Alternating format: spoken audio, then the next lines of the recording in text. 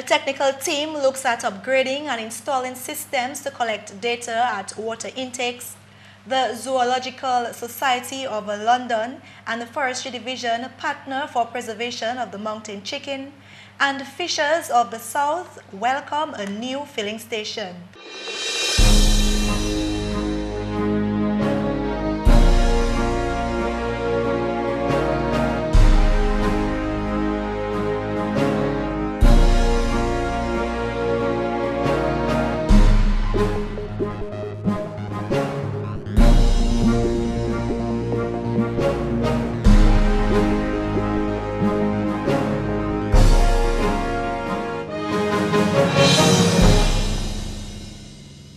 Hello and welcome to another edition of National Focus. I'm Kimani Saint-Jean. And I'm Jarna Hector. Stay with us for details of the headline stories and others after this.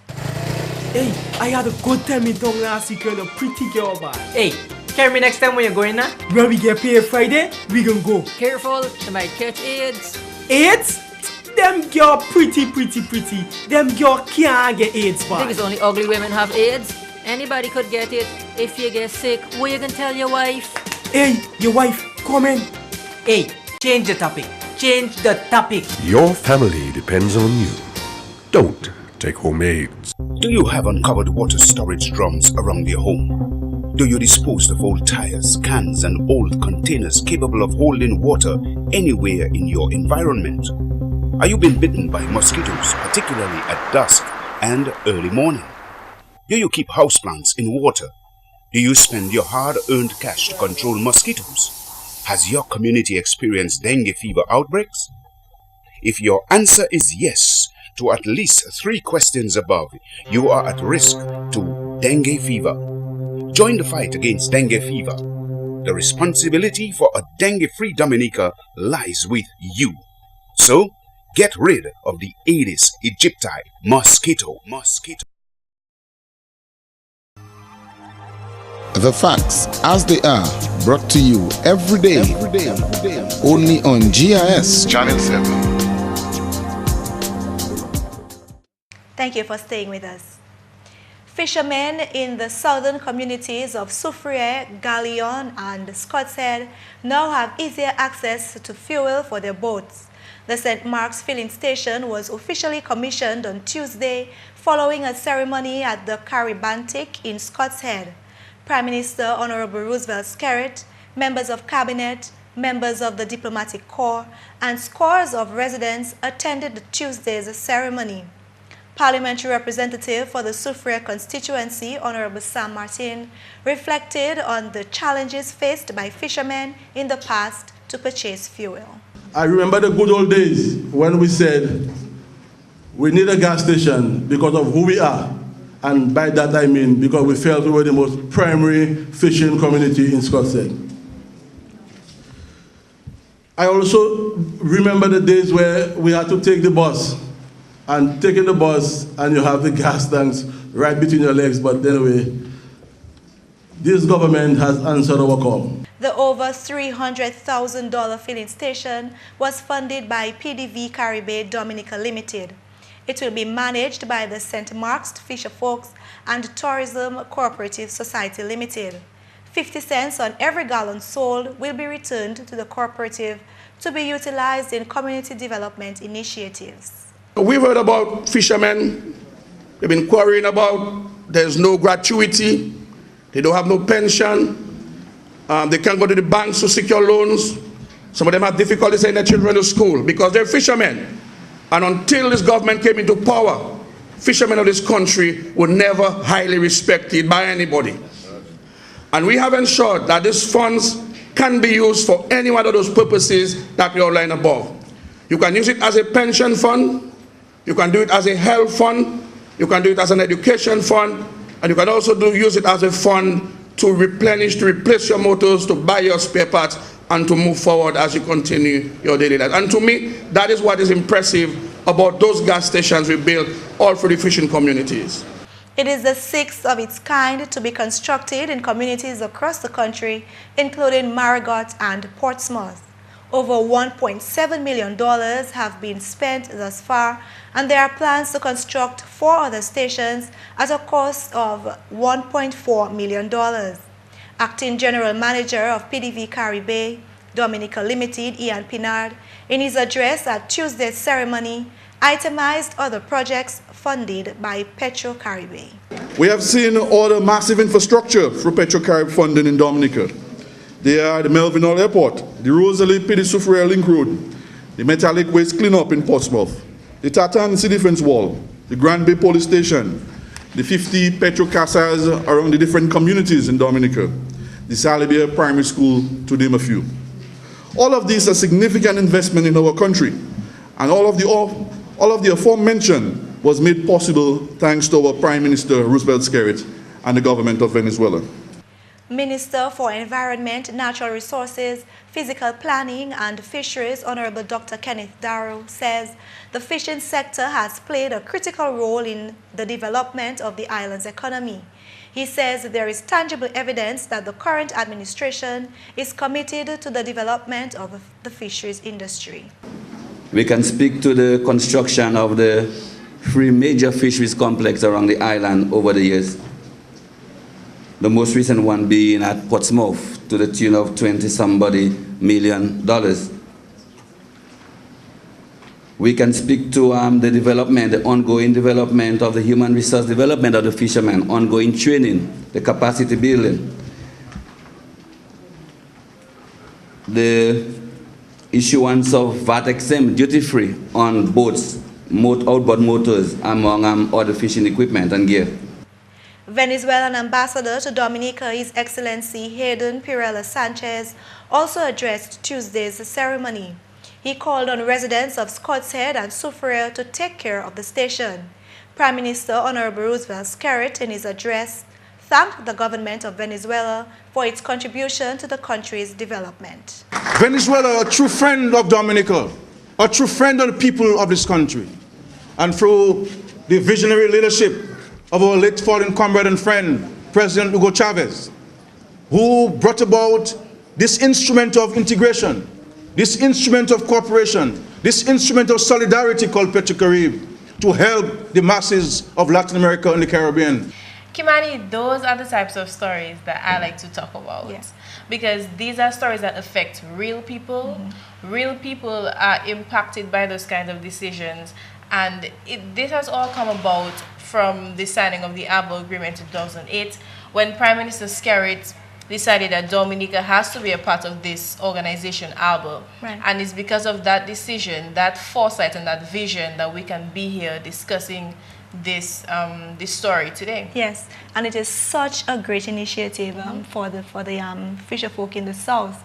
I mean, imagine they have to travel probably a long distance to buy fuel in order to put in their boats to go fishing. And it's right there, it's accessible, it's right there. So no longer will there be the excuse that, oh, I don't have enough fuel to go out fishing and I have to go far and I have to spend so much to get it. I can get it right there. So it's very convenient, it's cost effective. They're going to be getting 50 cents on every gallon, and that they can use to plow back into the community, to, to do productive things for their community. That is the cooperative, the Fisher Folk Cooperative there. So I just think it's a great initiative.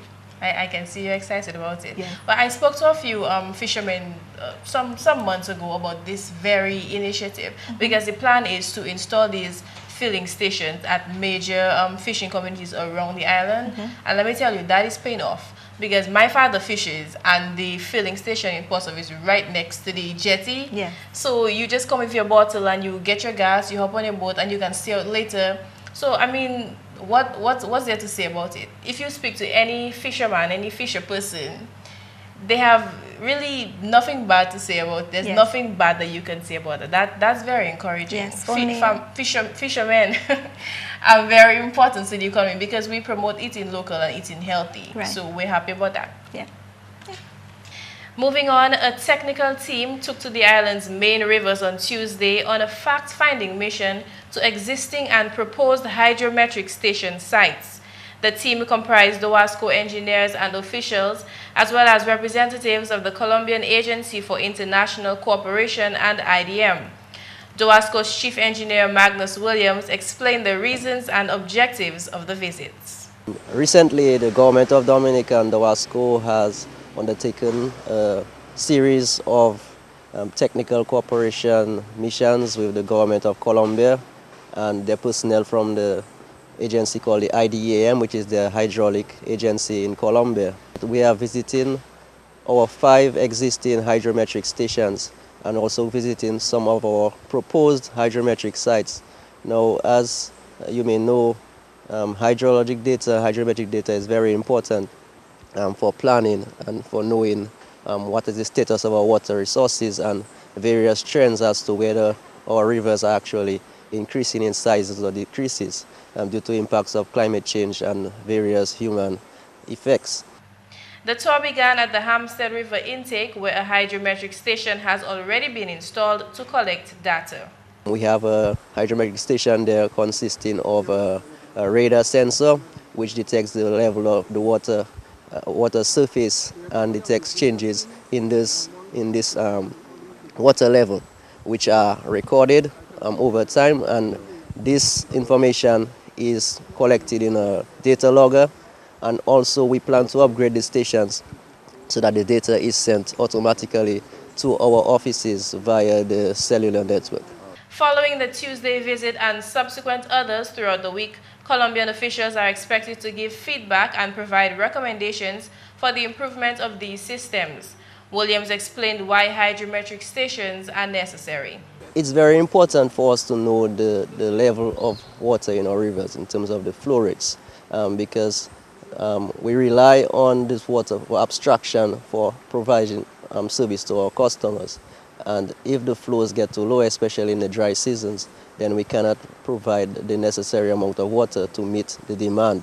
So it's very important that we know how much water is in our rivers, and especially for the future, because when we build new systems, we anticipate increases in demand because of additional development and population, and there are other users of water. So it's very critical that we know exactly how much water in our rivers and whether these amounts are increasing or decreasing over time. We have not been collecting data for a long enough period to be able to establish trends. When it comes to hydrometric data, it's important to have 10 or even 20 years of data so you can properly determine what the trends are. So right now we are just starting to collect our data, which hopefully will be helpful in the future. But in the short term, we will not see much benefit right now. It's more for the future. Williams says 2 types of hydrometric systems have been installed on the island. We have 2 types of stations installed. We have those that use the radar sensors and those that use pressure probes. So the radar sensors, it sends a radar beam to the water level, and based on calculations as to how much time it takes for that signal to be reflected, it can determine the level of the river. With the pressure probes, the probe is located at the bottom of the river, and it detects the amount of pressure based on the amount of water above it. So the more pressure it detects, it means the higher the water level, and vice versa. The team went on to visit the Picard system as well as the Penville and Kulibishri water intakes, proposed sites for hydrometric stations.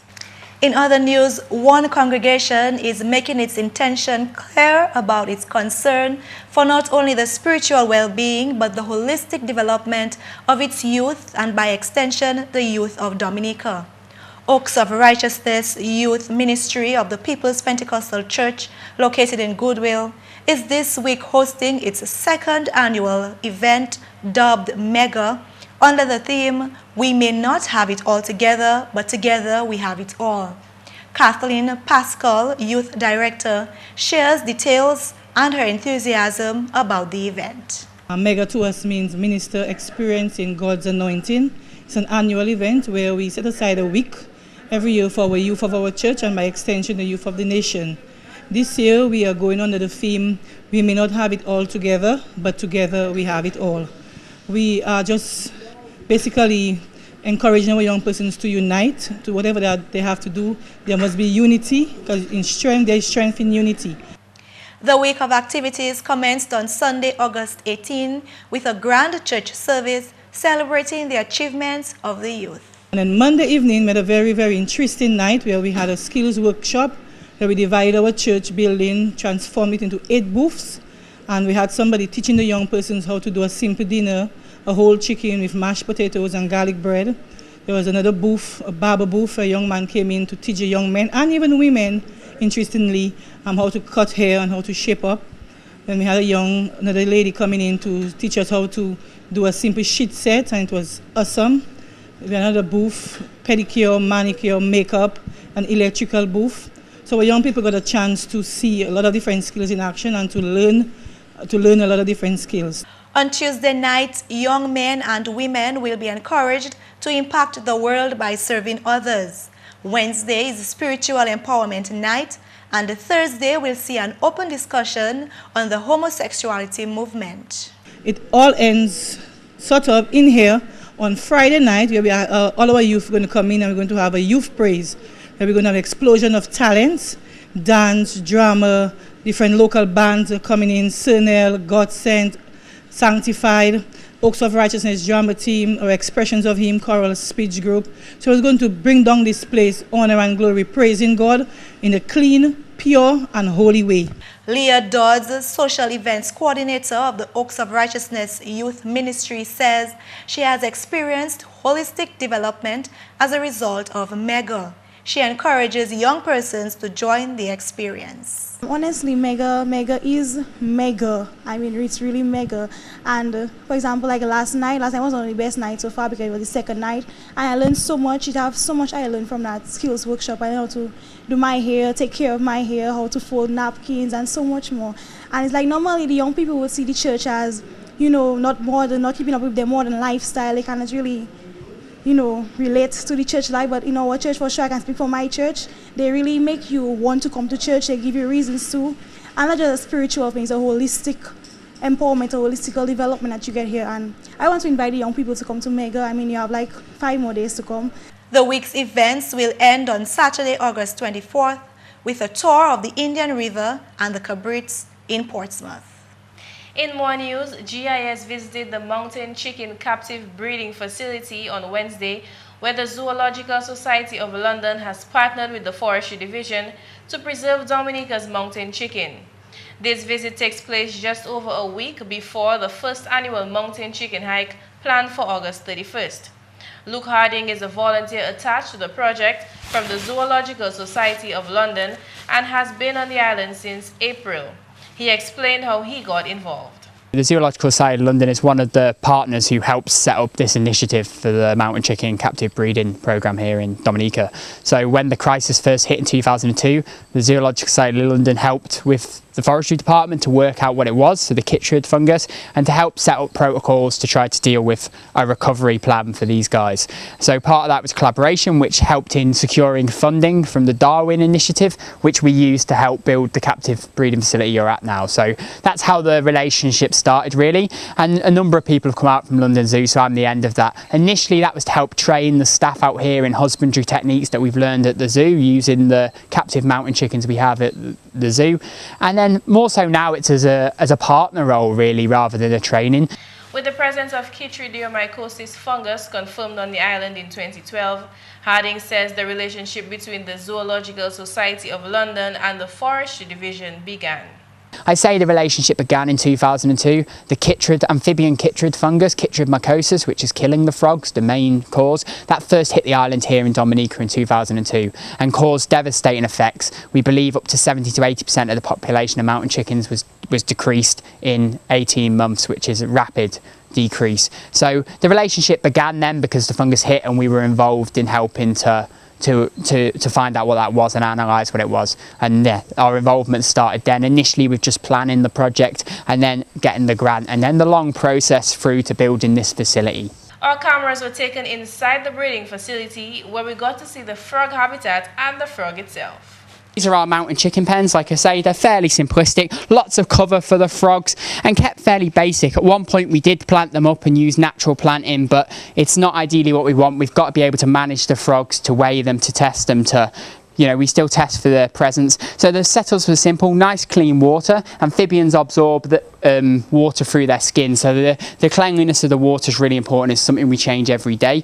Amphibians, even clean water can contain toxins that can affect them, so you've got to make sure you keep on top of your water. And you'll see specialist UV lights there. That's because the frogs, even though they're mainly nocturnal and come out at night, they still need UV for healthy bone growth. Here's a young male mountain chicken frog.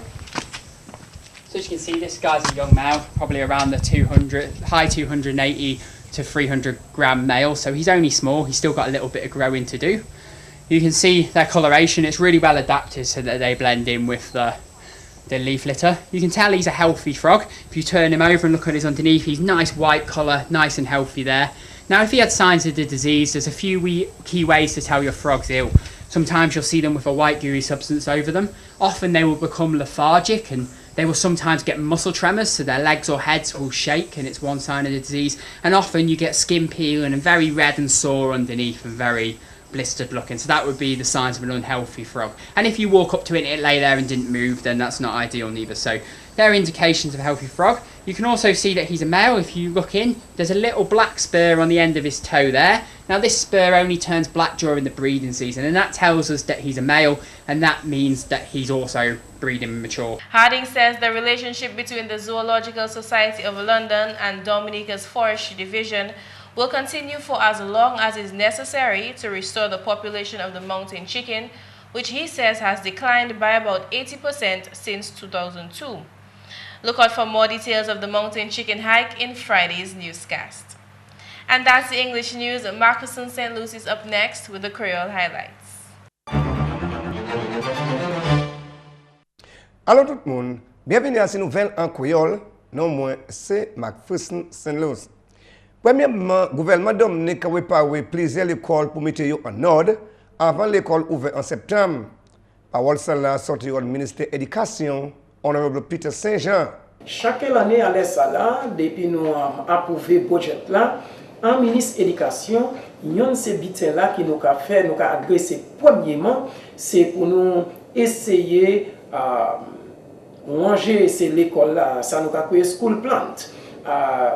Présentement, en ministre nous avons fait contrat, différents contracteurs, tout le pays là, nous avons à peu près 16 écoles qui nous ont bat attention, nous avons fait différents bulletins qu'on a mangé, fêté l'école qui a coulé, dans différents côtés, nous avons aussi mangé la coin, nous avons lavé la coin, nous avons fait différents bagailles pour nous essayer, pour nous make sure qu'en cette école, ça, nos enfants ça vivre en mois septembre dans un environnement qui ça nous a conducive to learning, ça veut dire ça apprend bien en environnement ça là.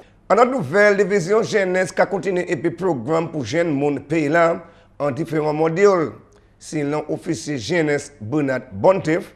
Programme qui continue en septembre. À présent, quand nous sortis fini summer computer programme bas enfants, nous avons regardé quand ça fait plus jeunes gens à présent, ça fait plus grand monde à présent.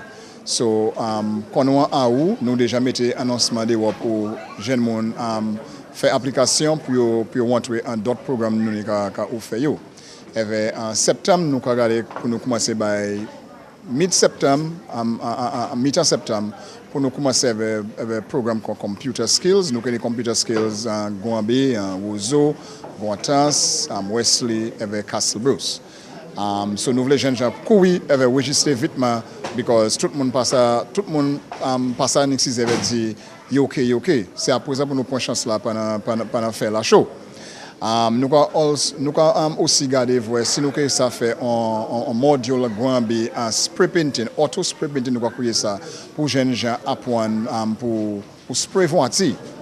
Nous avons regardé pour nous faire un computer repair aussi. Ça c'est pour jeunes gens apprendre ranger computer. Et nous avons regardé pour nous faire ça Roseau.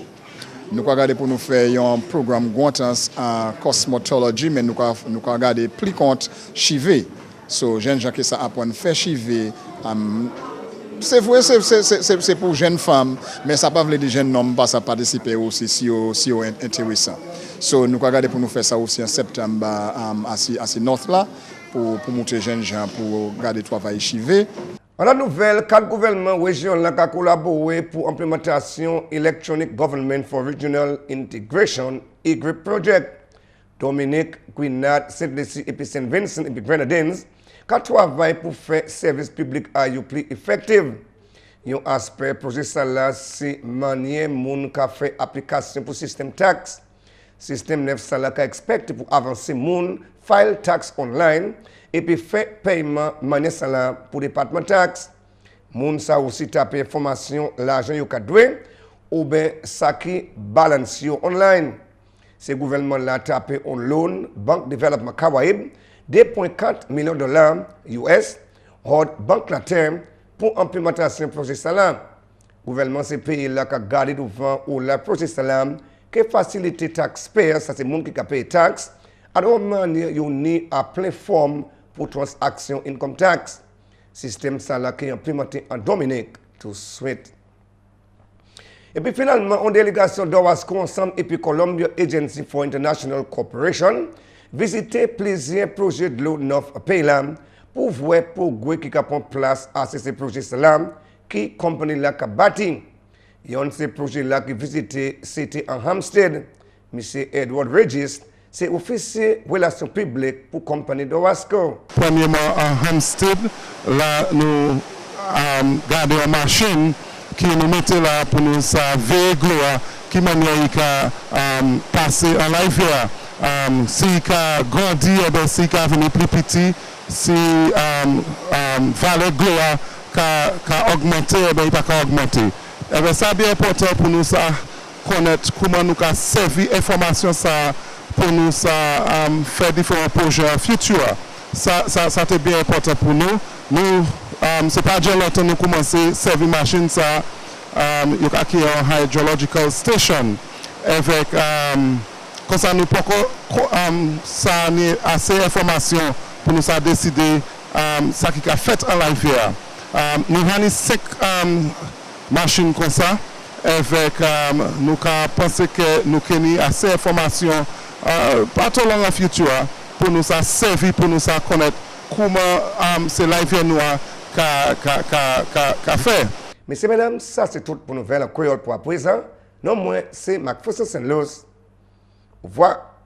Coming up next, a tip on how to reduce fever. Do you have uncovered water storage drums around your home? Do you dispose of old tires, cans and old containers capable of holding water anywhere in your environment? Are you being bitten by mosquitoes, particularly at dusk and early morning? Do you keep houseplants in water? Do you spend your hard-earned cash to control mosquitoes? Has your community experienced dengue fever outbreaks? If your answer is yes to at least 3 questions above, you are at risk to dengue fever. Join the fight against dengue fever. The responsibility for a dengue-free Dominica lies with you. So, get rid of the Aedes aegypti mosquito.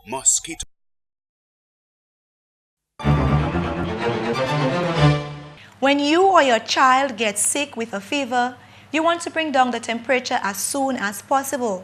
If you want some instant relief and a quick treatment for fever at home, relax in a cool to lukewarm bath.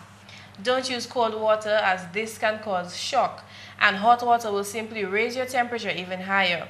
The mid-temperature water will help to cool the skin and will evaporate as you soak, helping you to cool down even more.